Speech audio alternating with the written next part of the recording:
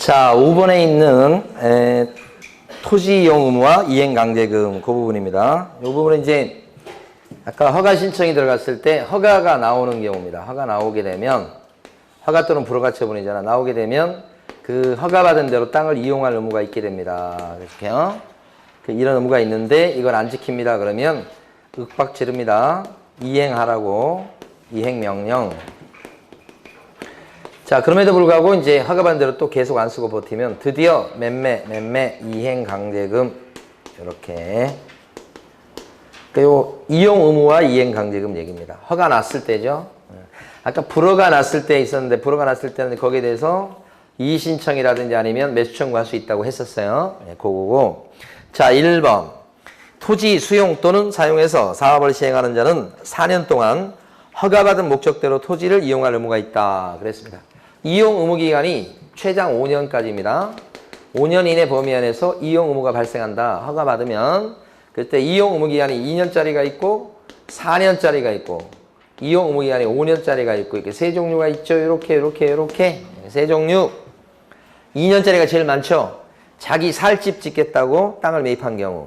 그 다음에 복지나 편의시설을 갖다 짓겠다고 땅을 매입한 경우. 그 다음에 대토 아니면 농업, 어업, 임업, 축산업 그런 것들.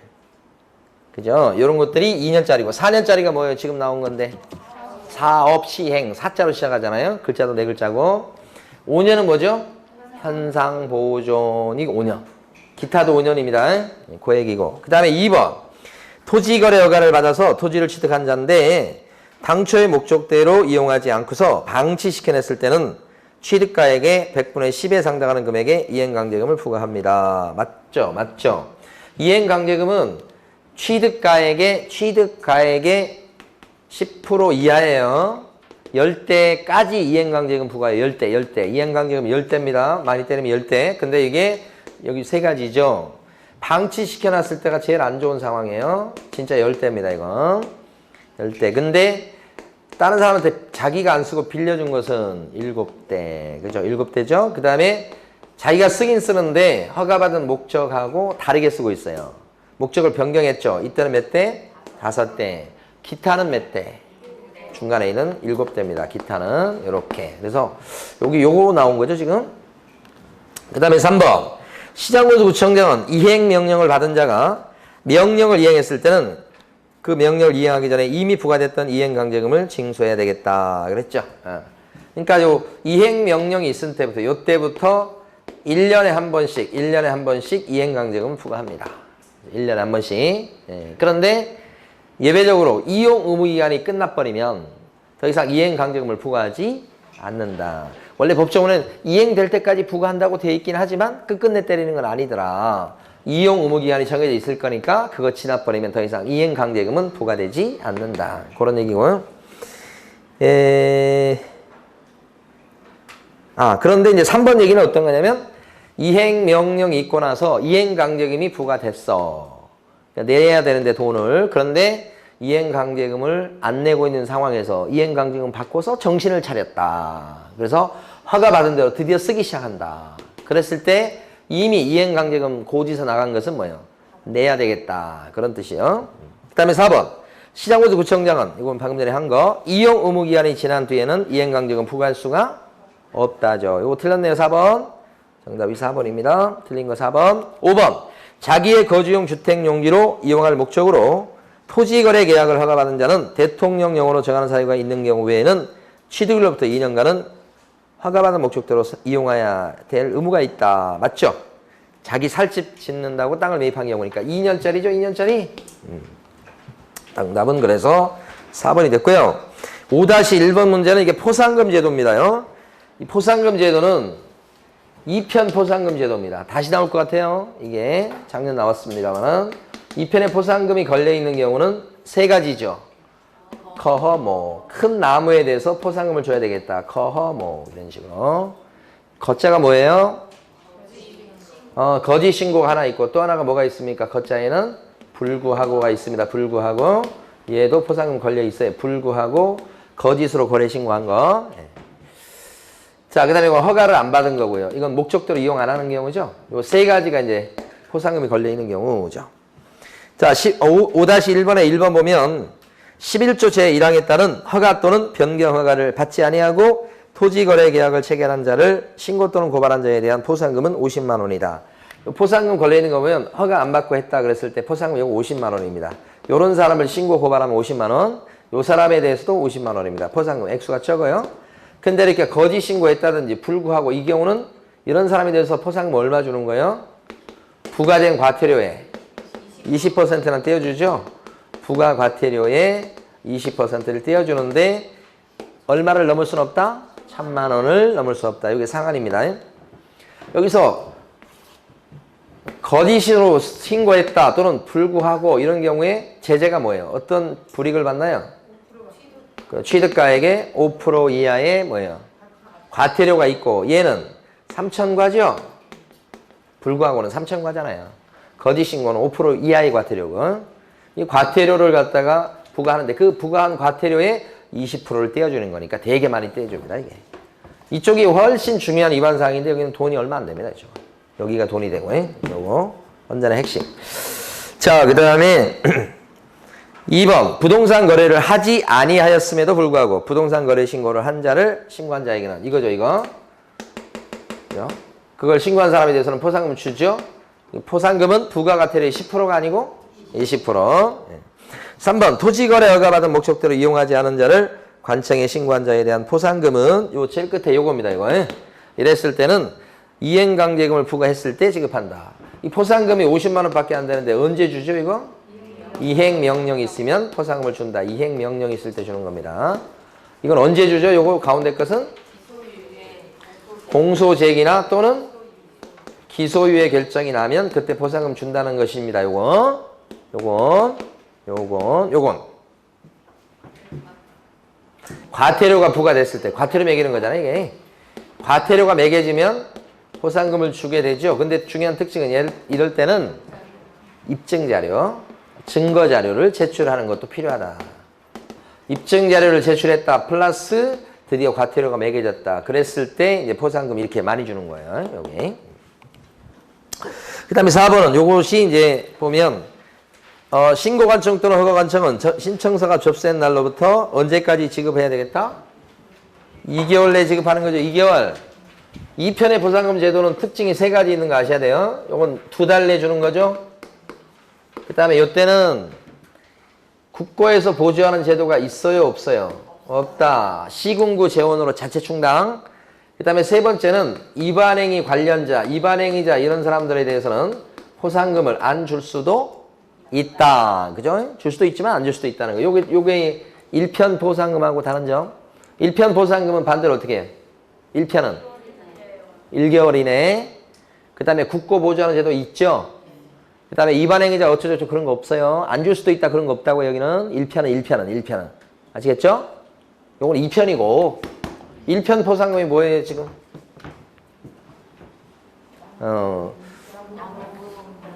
양부모한테 포상금 주는 거 있잖아요. 양부모. 그거 지금 하겠다는 건 아니에요. 그거 하면 오늘 하루 종일 수업해야 돼요.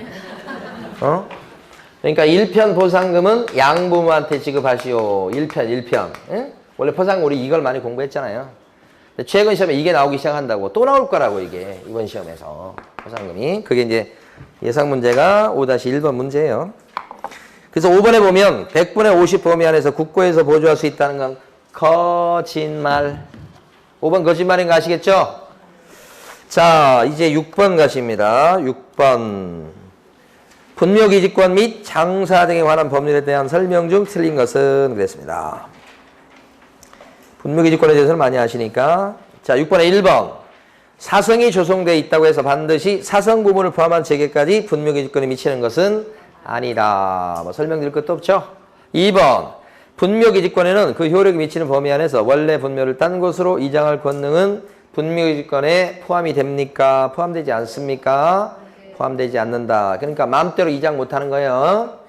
자, 3번째. 분묘기지권에 의해서 보존되어 오던 분묘들 가운데 일부가 분묘기지권에 미치는 범위에서 혹시 이장이 되었다면 이장된 분묘를 위해서도 분묘기지권의 효력은 그대로 유지가 된다.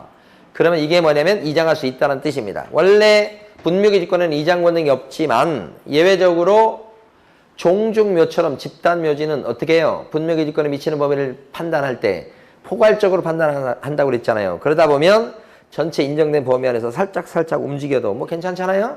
예, 그때는 이장할 수가 있다. 원칙을 놓치시면 안 돼. 분묘기지권은 이장 권능이 있어요, 없어요? 원칙은 없는 건데 예외적으로 집단묘 같은 경우에 있을 수도 있다. 그런 뜻입니다.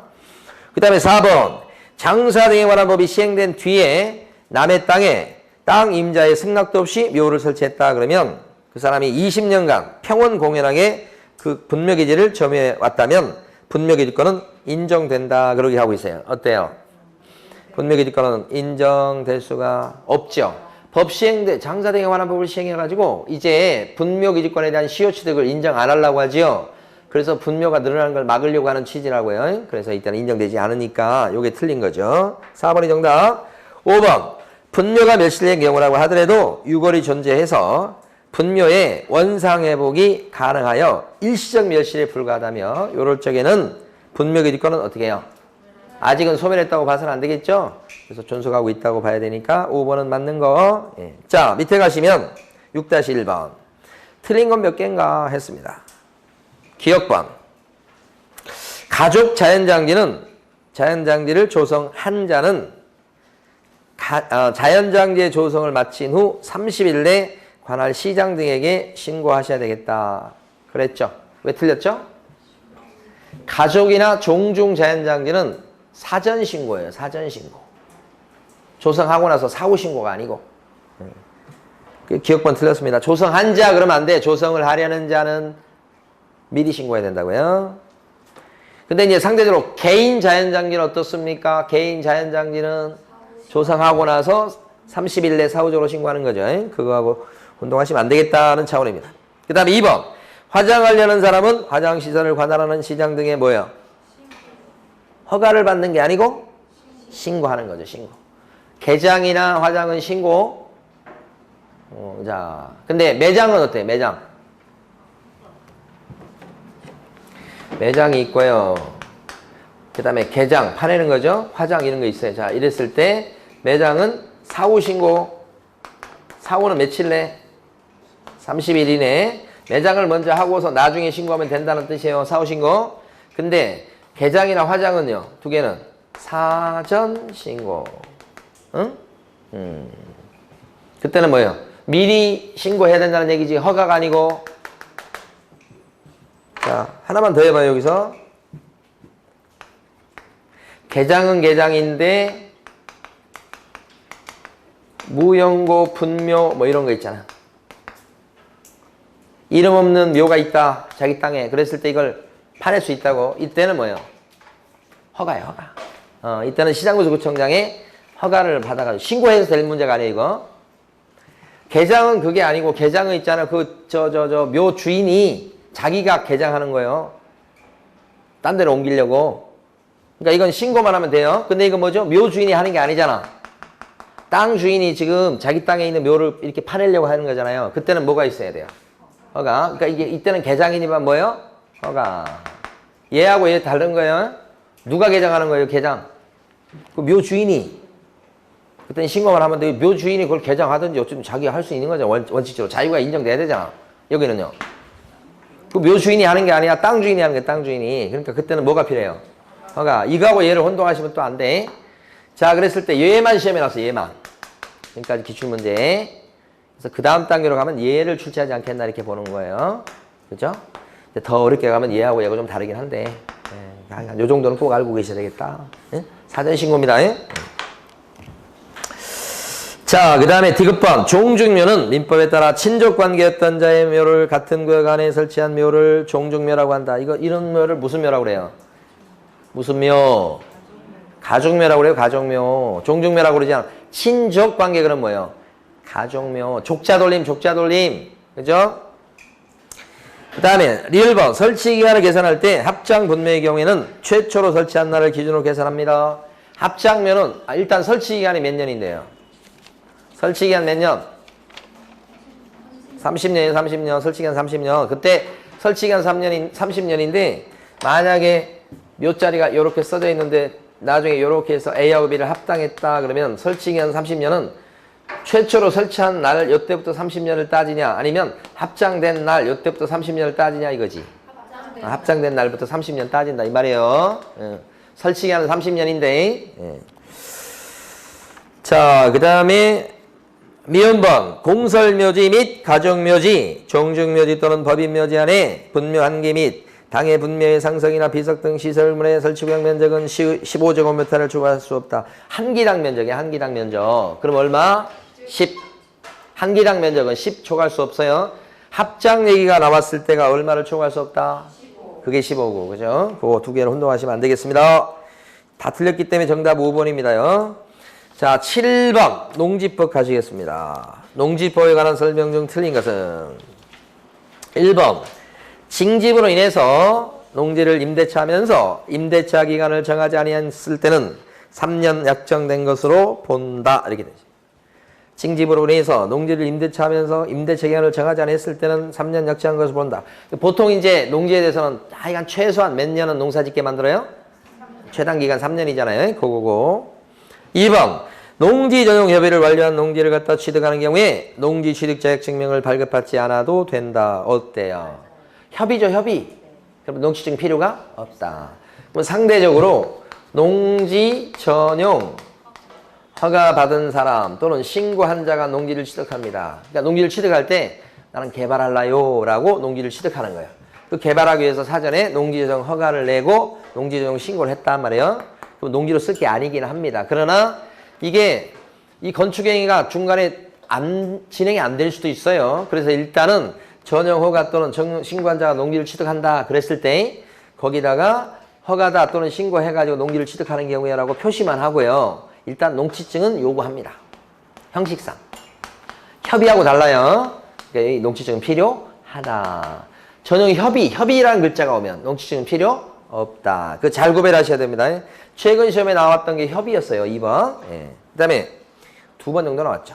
3번. 주말 체험 영농을 하려는 자는 세대원 구성원별로 1,000제곱미터 미만의 농지를 소유할 수 있다. 맞지요?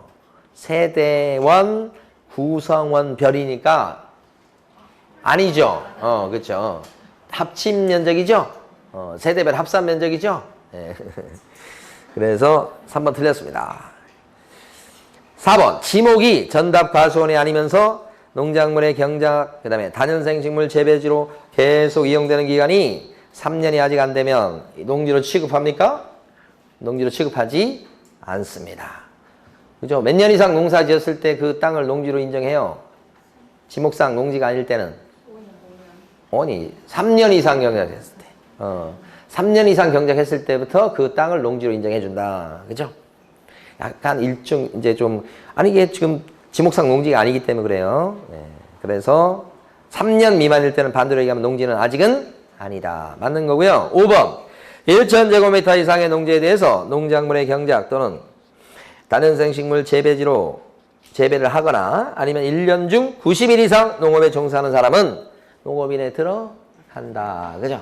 원래 이제 농사 있는 면적이 자기 땅이든 남의 땅 빌려서 하든 간에 1,000제곱미터 이상 농사 지으면 농사꾼으로 봐준다는 거죠. 다만 예외적으로 비닐하우스나 버섯 재배사나 뭐 고정식 온실 같은 거 그런 걸 가지고 특수작물을 재배하는 경우는 어떻게 해요? 330제곱미터 이상만 농사를 짓고 있어도 뭐예요? 농업인으로 인정해준다. 예외가 있는 거죠.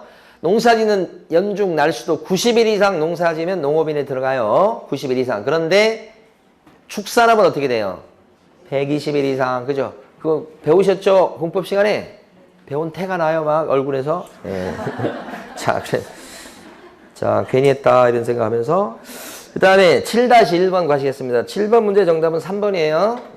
7-1번 옳은 것은 1번 주말체험 영농 목적으로 농지를 취득하고자 하는 경우에 영농계획서를 제출해서 농지증을 발급받아야 되겠다. 주말농장은 농지증이 있어야 되는 건 맞아요. 근데 농업교육계획서는 필요가 없어. 진짜 농사 짓는 거 아니에요. 그렇죠? 네. 2번 임대인이 질병이나 징집 등 대통령령이 정하는 불가피한 사유가 있을 때는 임대차 기간을 3년 미만으로 정할 수도 있다. 이게 주택임대차 보호법과 상가건물 임대차 보호법과 다른 점이에요. 임대인이 법이 정한 사유가 있을 때도 3년 밑으로 할 수 있어요. 그죠?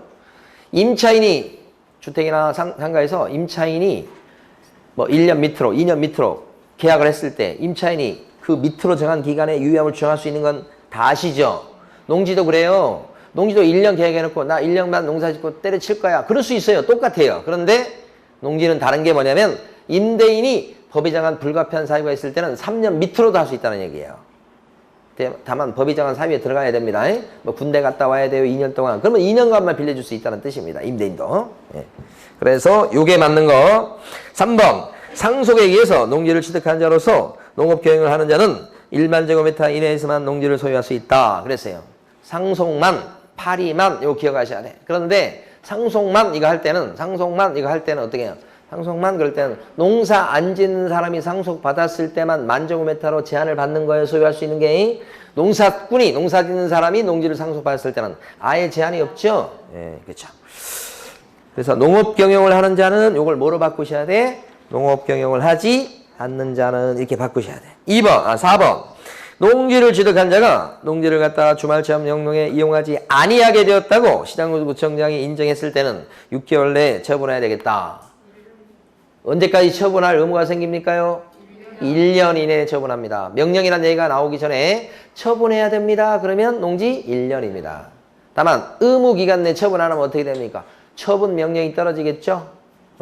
그때 처분 명령서에 보면 6개월 내 처분하시오라고 써져 있어요. 처분 명령서에 6개월 내 처분하시오 이렇게. 그러니까 명령자 나오면 뭐예요? 6개월. 처분해야 된다 이 말 나오면 1년. 이거 잘 구별하셔야 되겠죠? 자, 그 다음에요. 5번입니다. 자, 시장구에서 구청장의 농지 처분 명령을 이행하지 않으면 매년 토지가액의 100분의 10에 해당하는 이행강제금을 부과합니다. 그랬습니다. 자, 농지를 팔아야 될 의무가 있는데 안 팔고 버티면 농땡이 친다고 그러고요. 그때는 이행강제금을 몇 프로 물려요? 20%. 매년 20%입니다. 농땡이, 그쵸? 그래서 그렇게 되고요. 자, 넘어갑니다. 8번으로 넘어가십니다. 확인설명서 기재사항에 관한 설명 중 옳은 것은 그랬습니다. 1번. 옳은 거 뭐라고 그랬네? 연결입니다. 대상 물건 표시란에다가 소재지, 준공연도 적습니까? 면적도 적어요. 구조도 적습니다. 내진 설계 여부 적습니다. 대상 물건 표시란에다가 또요. 내진 능력 거기도 적습니다. 대상 물건 표시란에다가 용도 지역은요. 아니에요. 용도 지역은 공법상 규제상 공법 시간에 여러분 용도 지역 되게 많이 배우시잖아. 주상, 공로 그런 거, 자연환경 보존지역 뭐 이런 거 있잖아요. 그 용도 지역은 대상 물건 표시란에 적는 게 아니에요. 공법상 규제사항란에 적는 거예요. 용도 지역 때문에 틀려요. 그죠? 용도 대신에 대상 물건 표시란에 적는 건 뭐예요? 용도입니다. 용도. 아직도 이게 나올 거다라고 예상 못 하시면 안 됩니다. 딱 보는 순간에 이게 용도는 맞고 용도 지역은 틀리다 아셔야 되는 거예요. 대상 물건 표시란에 적는 게 뭐라고요? 용도. 방향을 적는 것도 맞죠? 네, 그래서 용도 지역 그거 하나 틀렸습니다. 자, 2번은요. 실제 권리관계는 등급에 안 나오는 권리관계 그런 데다 적는 거 얘기하는 거죠. 지금 유치권, 법정유상권, 비싼 물건도 여기 적죠. 정원수, 고급 조명시설. 특히 이번에 이제 들어온 게 계약 전 소유권 변동 여부도 여기 적는 겁니다. 자, 세입자 구해주는데 지금 매수인이 이 사람이 지금 등기는 아직 안 가져왔지만 집을 사는 경우에요. 그럼 집 사는 사람이 자기 앞으로 등기 나기 전에 세를 맞춰달라고 그럴 수 있죠. 그러면 등기부 띄면 옛날 주인 이름으로 등기부가 아직 나와 있긴 하죠. 근데 지금 매수인은 지금 이번에 나타났죠. 등기부에 안 나타나죠. 그럼 그런 거 소개할 때는 뭐예요? 이 사람은 지금 등기부상 소유자는 아닌데 매수한 분이에요. 그죠? 그런 것을 여기 적어주라고. 등기부에 안 나타나니까. 그게 뭐예요? 그걸 뭐라고 지금 써놨어요? 계약 전 소유권 변동. 이거요. 이거. 근데 그 앞쪽에 보시면 위반 건축물 어때요? 위반 건축물은 여기 실제 권리관계란에 적는 거 아니죠? 위반 건축물은 어디에 적는 거예요, 여러분? 바로 위에 있는 대상 물건의 표시란에 적는 것이에요. 연습 단단히 하셔야 됩니다. 3번 입지 조건란에 적는 건 뭐예요? 입지 조건 그러면 도대차 교판이니까 지금 3번에 나와 있는 것들 의료시설, 도로, 판매시설, 주차장, 대중교통 다 들어가는 거 맞죠? 맞습니다요. 4번 관리에 관한 사항 이렇게 돼 있죠. 관리에 관한 사항이다 그랬을 때 여기 관리에 관한 사항란에 적는 건 뭐가 있어요? 여러분 경비실이고, 경비실 또요. 관리 주체. 주차장은 어디에 나오는 거예요, 여러분? 그렇지. 바로 위에 있는 입지 조건에 주차장 나온다는 게 아주 중요하다고 그랬잖아요. 그건 다 아실 거 아니에요. 4번, 5번. 내외부 시설물의 상태란에 적는 거 보니까 거기는 원래는 수도, 전기, 가스, 소방, 방자 들어간 건 난방 하나 더 있죠. 배수, 승강기 막 이런 거 적어주는 거잖아요. 그러니까 거기서는 지금 5번에서는 뭐가 들어가서 틀립니까요? 도배 들어가면 안 되지. 도배 아니야. 도배. 벽면 도배는 따로 있죠. 따로 있다는 거 꼭 기억하셔야 됩니다. 도배 때문에 틀렸고요. 5번. 6번은요. 취득시 부담할 조세의 종류 및 세율이다 그랬잖아요. 요것은 취득세, 농특세, 그죠? 지방교육세 이런 거 되는 거고, 재산세는 적는 거고, 재산세는 안 적죠. 네, 그다음에 우리 지난 달에 재산세 내기 힘들지 않으셨어요? 7월 달에 내고 9월 달에 내고 두 번 냈는데 저희 집도 탈탈 털어갖고 내니라고 조금 힘들었습니다. 자, 그 다음에 7번 환경조건란이다. 환경조건란에 적는 거 3개 뭐예요? 일소진, 일조량, 소음, 진동. 비선호 나오면 안 되죠? 비선호는 따로 딱 있죠? 네. 8번 권리관계란에 적는 거 뭐가 있어요? 하나는 등기부 기재사항, 또 하나는 뭐예요? 민간임대 등록 여부라고 돼 있죠. 민간임대 등록 여부를 꼭 알아두셔야 돼요. 다시 한번. 민간임대 등록 여부는 주택임대사업자 등록을 하셨냐, 주택임대사업자 등록을 안 내신 분이냐, 이걸 얘기하는 거죠. 어디에 적어요? 권리관계란에 적는다는 걸 꼭 알아두셔야 되겠다. 그걸 묻고 싶은 거예요. 여기 나와 있는 8번에서는. 자, 정답은 그래서 3번과 8번 두 가지입니다. 옳은 게. 자, 그 다음에 8-1번. 세부 확인사항에 해당되는 것은, 자, 세부 확인사항은 암기를 꼭 하셔야 돼. 자, 세부 확인사항에 들어가는 거 암기하실 때 여러분들은 요구할 수 있는 게 특징이죠. 그게 세부 확인사항이죠. 그래서 요새 실내벽이 화래요. 이렇게. 여기 다른 얘기로 하면 상태에 관한 자료 요구. 그죠? 확인 설명할 때. 그래서 요게 실제 권리관계 또는 공시되지 않은 물건의 권리에 관한 사항. 요게 내 외부 시설물의 상태. 수도, 전기, 가스 이런 거. 그 다음에 요게 벽하고 도배 상태. 그죠? 요 별개라고 그랬습니다. 환경조건, 일소진. 요거잖아요. 요게 해당하는 게 뭐냐. 이렇게 하는 거예요, 지금. 1번에 나와 있는 용도 지역과 건폐율의 상한은 어디에 적어주는 거예요? 이런 말은 공법 시간에 많이 나오잖아요. 그래서 공법상 규제예요. 공법상 규제 항목 중에서. 원래는 뭐 토지 이용계 공법상 이용 제한 뭐 거래 그냥 길게 써져 있잖아요. 근데 우리는 그렇게 하지 말자고 그랬어요. 공법상 규제하면 끝나요. 그 다음에 공법상 규제는 그러면 세부예요? 기본이에요? 기본적이죠? 기본 확인사항은 요구할 수 없다는 게 특징이고, 여기는 기표하고 권공의 권가 양반의 입관비는 예 줘버려라. 이게 기본 쪽이잖아요. 그 중에서 지금 방금 전에 봤던 그 용도 지역이나 그건 공이잖아요. 이 권공할 때 공짜잖아요. 그럼 어디에 들어가요? 기본 쪽이죠? 세부가 아니죠? 기본 쪽이에요. 공법상은. 그러니까 한 번 더 들어가서 물어본 거예요. 이 문제는. 자, 2번 경비실과 관리주체는 어디에 나와요? 경비실, 관리주체 어디 나온다고요? 입관비 할 때 관자에 나오죠? 관자가 뭐예요? 관리에 관한 사항이죠? 관리에 관한 사항은 뭐가 떠올라요? 경비실이 있냐 없냐? 또 뭐가 떠올라요? 관리주체가 누구냐 이거죠? 어쨌거나 그것도 어디에 나오는 거예요? 기본 세부 쪽이 아니죠 지금. 3번 이런 문제 어려운 문제예요. 대중교통과 의료시설이에요. 어디에 나오는 거예요? 그렇죠. 입지 조건 여기에 적는 거니까 그걸 아셔야 되니까 한번 이렇게 걸쳐가지고 이거니까 기본 쪽이고 세부가 아니네요. 자, 이거 쉽지 않습니다 결코. 전기, 가스, 난방은 어디 나오는 거예요? 여기 나오는 거잖아요. 수도, 전기, 가스, 소방이 그렇게 중요하죠? 방자 들어간 거 하나 더 있어요. 난방, 그죠? 소방, 난방, 예? 우리 그 둘째 이거 하니까 그거 보면 그 애들 뛰는 거 있잖아요. 뭐 이렇게 점프하면서 뛰면서 노는 애, 그 방방이라고 그런가 뭐 그런 게 있잖아요. 우리 둘째도 옛날에 한 번은 거기를 이렇게 저희 집사람이 맡겨놨어. 그러니까 거기서 뛰다가 어떻게 잘못됐는지 이 팔이 이렇게 약간 이렇게 돼가지고 병원에 간 적이 있었어요. 그러니까 이제 얼마나 놀랬겠어요. 저희 집사람은 전화 와가지고 애가 지금 뛰다가 팔을 다쳤다고 해갖고 그래서 이제 갑자기 방자가 나오니까 그게 생각나네. 방방. 그래서 팔 다치고 또 한 번은 그보다 더 어렸을 때는 침대에서 그냥 이렇게 굴러떨어져가지고 그 문지방에다 여기 찧어가지고 여기에 피가 났었어요. 그래서 지금도 그걸 잊지 못해. 그래가지고 제가 둘이 있다가 깜짝 놀래갖고 중대병원 가는데 막 제가 차 몰고 가가지고 했는데 와 진짜 그때는 되게 막 겁나더라고. 머리를 이렇게 쪄가서 이거 피가 이렇게 고여서 나오니까. 그래가지고 이제 그거 엑스레이 촬영하고 이제 아무 문제 없이 했는데 그놈이 큰 놈은 참 그런 일이 없는데 둘째 놈은 그런 일이 많았어요. 태어날 때부터 이게 머리에 혹이 막 이렇게 생겨가지고 태어나더니만. 자, 하여간 방짝. 내 외부 시설물 상태니까 세부 쪽이죠, 이거. 정답이 요건가요? 네, 요거고. 그 다음에 5번. 취득세나 지방교육세는 뭐예요? 취득세, 지방교육세는 어디 들어가죠? 세금은? 줘버려라. 조세죠, 조세. 조자가 조세죠?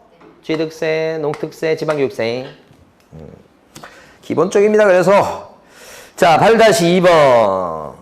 그러니까 8-1번 정답 몇 번? 4번. 그죠? 8-2하고 8-3을 할 텐데요. 8-2번 보면 비주거용 건축물에 대한 기재사항 중 옳은 거 이렇게 물었습니다. 자, 이걸 우리가 빨리 암기를 해서 칠판에 그려보고요. 8-2하고 8-3번 문제를 순식간에 풀어보도록 합니다. 이거 하실 때 보면 자, 확인 설명서 1번, 2번, 3번, 4번 그랬을 때 주비토입 주피터의 입수 이렇게 해서 이거 그 다음에 이제 임금님이 환경 비옷을 입고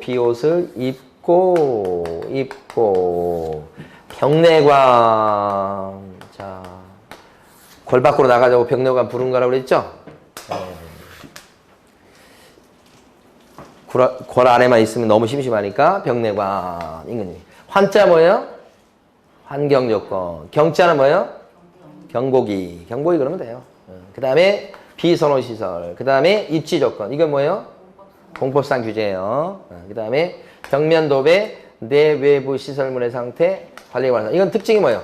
건물일 때 나올 얘기죠? 이렇게 되면 자 적어줄 때 이거 쉬운데 요 칼을 메꾸는 거 이제 금방 메꿀 수 있어요. 이거 암기하시고 주비토입 암기하시고 요 환경 그러면 주거용만 있죠? 비옷 그러면 비가 오다가 말다가 메울 수 있어요. 그러면 입고 끝에만 없고예요. 입고 끝에만 없고 이렇게. 병내과 그러면 네네 하고 온다고 그랬죠. 네네 이렇게 여기는 없어요 이렇게. 근데 여기서 끝나면 안 되죠. 공통기재사항이 있다고 그래서 공통기재사항 어떤 게 있어요? 자, 전 세계 사람들의 공통 관심사는 예수님의 취권 발표다 그랬습니다. 취권 발표다. 이렇게. 얘가 뭐예요? 예정금액. 수는요? 중개보수 및 실비의 금액과 산출래요. 복비. 자, 취는요? 취득 관련 조세. 관은요? 관리관계. 여기는 뭣도 있어요? 실제 관리관계도 있어요. 그 다음에 여기는요? 표는 대상 물건의 뭐예요? 표시란. 대상 물건의 표시란. 이렇게 돼요. 그래서 이렇게 해서 사실은 6개가 됩니다. 여기까지. 별개이기 때문에. 그러면 자 8-2번. 뭘 물어봤죠? 8-2번에서는 지금 상가 같은 거 물어봤죠. 비주거용 건축물이니까 요겁니다. 요걸 물어본 거예요. 요걸. 그러면 자 하나씩. 단독 경보용은 없어요. 경보기 없죠? 두 번째 내진 설계는 어디에 들어가면 내진 설계는 여기 들어가죠. 표시. 대상 물건 표시란에 내진 설계 적용 여부, 내진 능력, 위반 건축물, 방향, 용도 막 그런 거 적는다고 그랬잖아요. 그 적는 거예요. 동그라미. 자, 세 번째 건요. 실제 관리 관계. 요거 적는 거 맞죠? 적는 거요. 자, 네 번째 리을 번은요. 환경 요건은요. X 환경 요건 X입니다. 자, 그다음에 다섯 번째 비선호 시설도 X죠. X죠. 그러니까 이런 문제가 나오면 이 표를 다 그리셔야 돼. 그런데 그게 아니고 요 중에서 기재사항은 기재사항이 아닌 건 물어볼 때 오지선다형 문제가 나왔어요. 예를 들어서. 그러면 답은 거의 요 두 개 중에 하나에서 될 가능성이 높다고 그래요. 두 개라고 하지만 사실은 세 가지죠. 그죠? 그래서 이 표를 그릴 게 아니고 어떻게 해야 돼? 밑에 지문을 5개밖에 안 나왔을 때는 빨리 훑어봐야 돼. 그 중에서 환경 조건이 있는지, 경보기가 나왔는지, 비선호수 시설이 있는지 요 세 개만 갖고도 한 문제를 풀 수 있으니까 그런 문제임에도 불구하고 이걸 싹 그리고 있으면 시간 낭비가 되는 거예요. 그러니까 문제를 딱 봤을 때 오지선다형 문제가 딱 나왔어. 그럼 어떻게 해요? 문제 오지선다형 중에 요게 있는가를 찾아보시면 돼. 거의 이게 답이에요. 그렇게 푸는 거. 여기는 지금 그게 아니라 골라라고 했으니까 이거 다 그리셔야 돼. 정답은 3번입니다. 그래서 8-3번 보세요. 토지에 대한 확인 설명서의 기재할 사항이 아닌 것은 고르쇼 그랬어요. 골라보세요. 저만 고를 수는 없어요.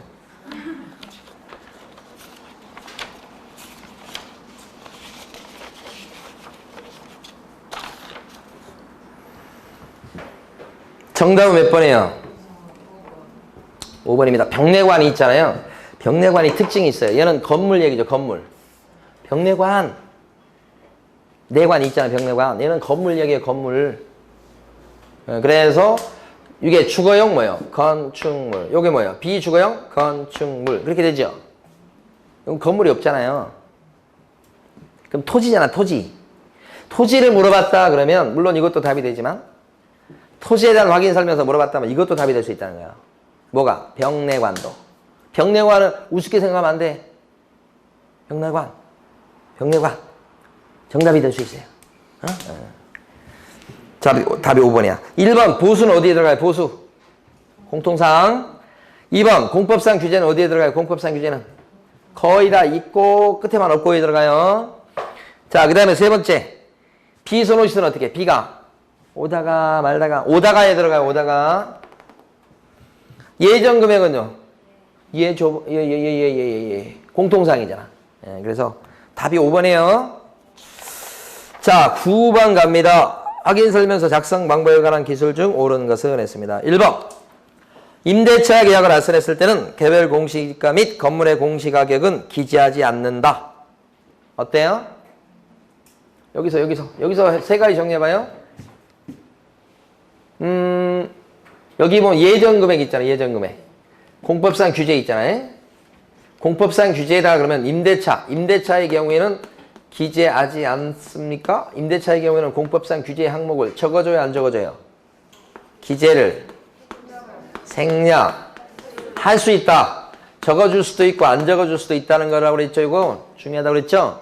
자, 여기서요. 예정금액 중에 보면 예정금액도 있지만 뒤에 두 개 공시지가하고 공시가격이 있죠. 공시지가하고 공시가격 있죠. 이거 이 개별 공시지가나 공시가격은 임대차라고 한다면 어떻게 해요? 임대차라고 한다면 적어줍니까요? 안 적어줍니까요? 똑같이 기재를 생략할 수도 있다. 그러면 1번은 지금 맞는 거에 틀린 거야. 틀렸지. 생략한다. 기재하지 않는다가 아니고 생략할 수도 있다. 두 개가 다 그래요. 그런데 예정금액이 그랬다는 거 아니에요. 조심하셔야 돼. 예정금액이 그런 게 아니고 뭐예요? 공시지가하고 뭐만? 공시가격만. 자, 임대차를 알선해요. 그러면 예정금액은 기재해요? 안 해요? 임대차를 알선해요. 그러면 예정금액은 기재를 해요? 안 해요? 해요. 예정금액은 임대차라도 적어주는 거예요. 큰일 나겠구만. 예정금액은 임대차라도 적어줘. 생략할 수가 없어. 근데 임대차의 경우에 생략할 수 있는 건 뭐예요? 공시지가하고 공시가격이에요. 근데 여기 조세는 어때요? 조세, 세금. 임대차를 알선했을 때 세금은 적어줄 게 하나도 없잖아. 그래서 뭐라고 그래요? 제외된다고 그러잖아. 저건. 요것만큼은 제외된다고 표현하고 앞에 두 개는 어떻게? 생략할 수 있다고 하는 거고. 1번 틀렸고 2번 중개보수에는 부가세가 별도로 부과됩니다. 어때요? 별도로 무조건 부과되는 건 아니죠. 별도로 부과될 수도 있다. 자, 중개보수에는 부가세가 포함된다. OX. 중개보수에는 부가세가 포함된다. OX. X.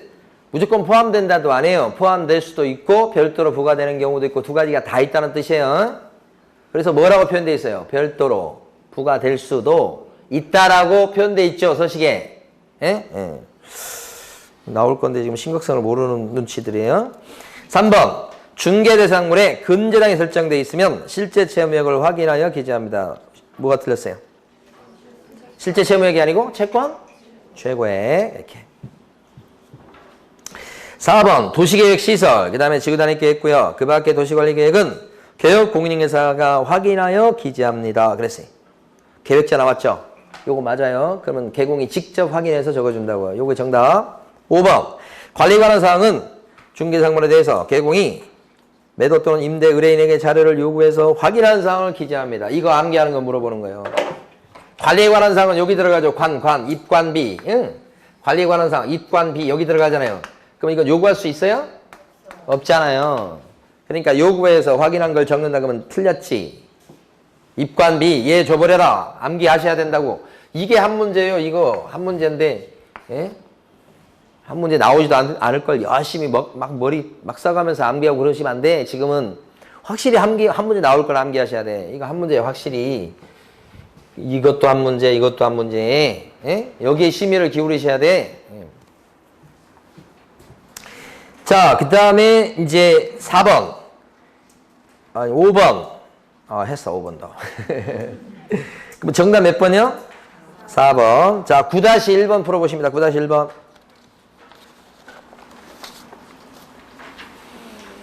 자, 9-1번에서 옳은 것은 그랬습니다. 답은 몇 번 같아요? 답지 아직 안 받으셨죠? 네, 4번이 정답입니다. 1번은 주택이니까 주실 기준이에요. 주실 기준. 그 다음에 2번은요. 아까 했던 거 공법상 규제사항의 경우에 임대차의 경우에는 뭐라고 그래요? 생략 할 수도 있다. 한다 그러면 안 되고. 3번 위반 건축물은 뭘 가지고 확인해요? 등기상 증명서 아니고 건축물 대장. 그 다음에 내외부 시설물의 상태는 여기 들어가잖아요. 실내벽 요거. 그러니까 요구해갖고 확인한 것을 기재합니다. 요게 맞죠? 5번은요. 당독 경보형 감지기 설치 여부는 개공의 세부 확인사항으로서 세부 확인사항 맞나요? 세부? 이 소방에 들어가는 게 경보기잖아요. 주거용에서. 그럼 이거 세부 쪽에 들어가잖아요. 세부 확인사항으로서 여기까지 맞아요. 근데 뭐라고 돼 있냐면 주거용, 아파트를 포함해서 주거용 건축물의 하나에 기재한다. 여기 아파트 포함이에요? 제외예요? 제외. 그거 아주 출첵거리입니다, 그거. 네. 자, 정답 4번이었고, 9-2번 보시겠습니다. 옳은 것은 1번. 중개보수는 거래 금액을 기준으로 계산합니다. 어때요? 중개보수, 이거 말고 지금 요거 두 가지 말고, 세부도 아니고, 기본도 아니고, 세 번째 이게 보수 있죠, 보수 등. 응. 이 보수는 뭘 기준으로 계산해요? 거래 예전 금액, 거래 금액 아니요. 거래 예전 금액 기준으로 계산한다는 건 상식에 맞지 않지만 꼭 알아두셔야 돼. 1번 X예요. 2번은요. 건폐율에 상한, 용적률에 상한은 뭐로 확인한다? 시도조례가 아니고 시군조례. 시도조례는 어디에 나와요? 딱 한 번 나오는데 시도조례. 중개보수, 주택일 때 주택에 대한 중개보수의 법정 한도는 국토부령이 정하는 범위 안에서 뭘로 정해? 시도조례. 그래서 시도조례가 사무실하고 물건 소재지가 막 달랐을 때는, 충돌됐을 때는 사무실 따라간다 그런 거 했었죠? 그래서 우리 수수료 조례는, 보수 조례는 어느 조례요? 시도조례. 여기 건폐율에 상한, 용적률 상한은 무슨 조례? 시군조례. 이거. 자, 3번요. 이거 맞고. 중개보수 및 실비의 금액과 산출 내용란에 보수 지급 시기를 기재합니다. 지금 2번에 생겼습니다. 여기 지금 보수 기재하는 칸이 있잖아요. 여기요. 있는데 여기에 보수 지급 시기를 적는 칸이 만들어졌어요. 그래서 칸이 이렇게 만들어졌어. 지급 시기 언제 이거 여기 적는 거예요. 중요합니다. 이것도 만들어진 겁니다. 그 다음에 4번. 입지 조건은 매도 또는 임대 의뢰인에게 자료를 요구해서 확인한 사항을 기재합니다. 입지 조건 요거잖아요. 입관비는 안 죽을 테니까 얘 줘버려라. 입관비. 그건 뭐예요? 기본적이죠. 그럼 요구할 수 있다, 없다? 없다. 이렇게 하는 건데, 지금 여기서는 뭐라고 했습니까? 자료를 요구해서 이 말을 집어넣어서 틀린 거예요. 요거 못해요. 그 다음에 5번. 취득세 부담할 조세의 종류 및 세율은 중개가 완성되기 전 지방세법의 내용을 갖다가 확인하여 기재하고, 임대차의 경우에도 기재합니다. 이거잖아요, 지금. 조세인데 조세. 임대차는 취득세가 안 생기잖아요. 그러니까 어떻게 이때는 제외된다라고 하셔야죠. 예. 그래서 5번 틀린 겁니다. 자, 쉬었다가 11번부터 할 것이에요. 10번은 전자기하고 여러분들이 한번 풀어보시기 바라고요.